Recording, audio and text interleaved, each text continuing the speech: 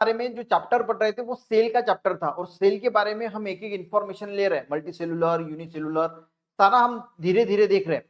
आप जो है वो मेरी प्लेलिस्ट में जाके सेल का अगर पूरा देखोगे ना तो आपको पूरा समझ में आएगा। तो आज हम सेल के बेसिक स्ट्रक्चर जो होता है सेल का, उसके बारे में जो है वो समझने की कोशिश करेंगे।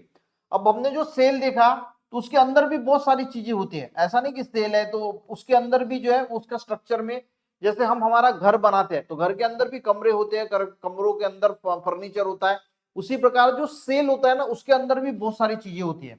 देखिए each cell has a number of smallest part in it, उसके अंदर भी छोटे छोटे पार्ट होते हैं। जैसे हमारे घर को मैंने जैसे बताया कि जैसे पार्ट्स होते हैं, उसी प्रकार सेल के अंदर भी बहुत सारे पार्ट होते हैं।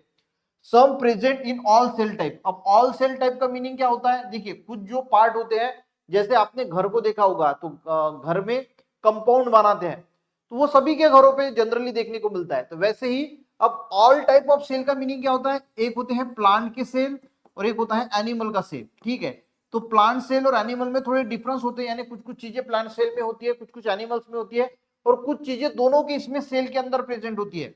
तो ऑल टाइप्स ऑफ सेल, कुछ चीजें जो है वो सभी सेल के अंदर होती है, plants and animals, and but certain found only in plant cell, पर कुछ प्लांट सेल के अंदर ही मिलती है, एनिमल सेल के अंदर नहीं होती। तो एक बेसिक आपको सॉरी आइडिया हो चुकी होगी कि सेल के अंदर भी बहुत सारे जो है वो नंबर ऑफ यूनिट होते हैं।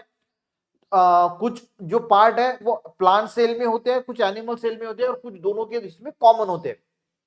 ठीक है, अब देखिए बेसिक पार्ट कौन से होते हैं जो सभी सेल में, प्लांट सेल और एनिमल सेल में दोनों के इसमें मिलते हैं, तो होता है सेल मेम्ब्रेन। सेल मेम्ब्रेन उसको हम प्लाज्मा मेम्ब्रेन बोलते हैं। जैसे हम हमारे घर में कंपाउंड करते हैं, उसी प्रकार हम सेल मेम्ब्रेन को आज अच्छी तरीके से समझेंगे, एक एक टॉपिक लेंगे।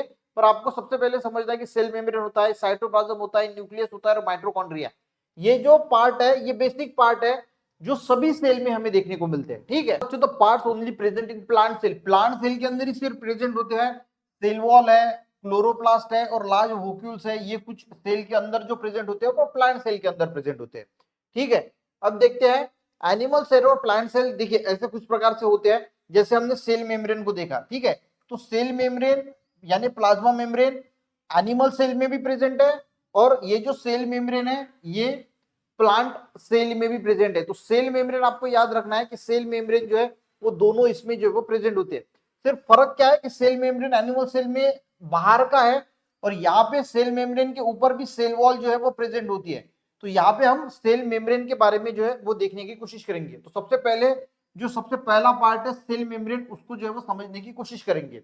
तो आपको ये तो समझ में आ गया कि सेल के अंदर भी बहुत सारे यूनिट्स होते हैं, कुछ प्लांट के अंदर, एनिमल के अंदर कॉमन होते हैं, और कुछ जो है वो प्लांट में अलग होते हैं, एनिमल्स में अलग होते हैं।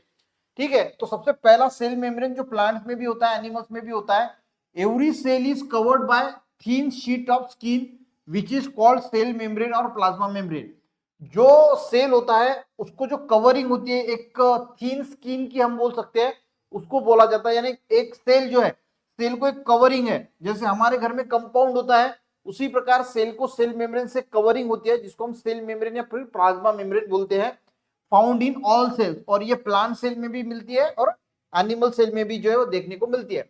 इसके फंक्शन क्या है, तो देखिए सबसे पहले तो cell membrane protect the cell and give shape to the cell, यानी शेप देने का काम करती है। और सेल को अंदर से, हमारा घर जो है हम कंपाउंड बनाते हैं, तो कंपाउंड क्या करता है, हमारे घर को प्रोटेक्ट करता है, जानवर वगैरह आने नहीं देता, तो प्रोटेक्शन का काम करता है और एक शेप भी दे देता है। अगर किसी ने कंपाउंड ऐसा किया तो शेप मिल गया, किसी का कंपाउंड अगर ऐसा है तो उसका ऐसा शेप मिल गया। ठीक है, तो शेप देने का काम करता है सेल मेम्ब्रेन, और प्रोटेक्शन का भी काम करता है। The cell membrane has a tiny pores in it, और इसी को सेल मेम्ब्रेन को ऐसे छोटे छोटे टाइनी पोर्स होते हैं, जिससे ऑक्सीजन अंदर जाता है, कार्बन डाइऑक्साइड बाहर निकलता है, ग्लूकोज अंदर जाता है, वेस्ट प्रोडक्ट बाहर निकलते हैं। तो सेल मेम्ब्रेन को टाइनी पोर्स होते हैं, जिससे जो है वो एक्सचेंज ऑफ गैसेज जो है वो होती है।